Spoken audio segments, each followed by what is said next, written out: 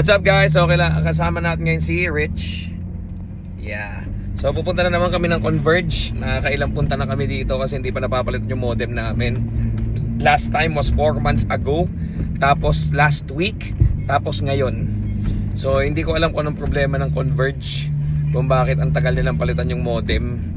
So tingnan natin mamaya kapag nandun na kami. Talino po na at ang talino po namin dahil Sabado nga pala ngayon sarado Converge. So walang Converge. So tuturuan ko lang yung anak ko paano maglagay ng oil dito sa sasakyan. So abangan nyo yan. Let's go.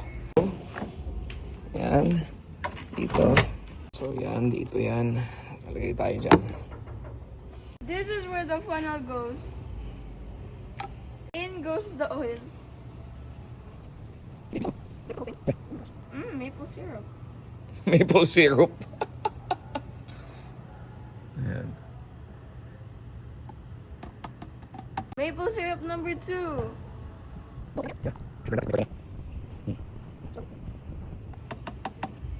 I'm gonna show you how to properly start the car. Okay. You put the key in. Do it 2 times so that there's hot.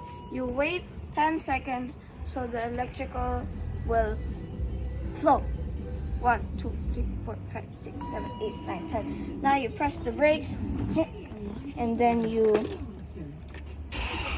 yeah, and that's how to properly start the car.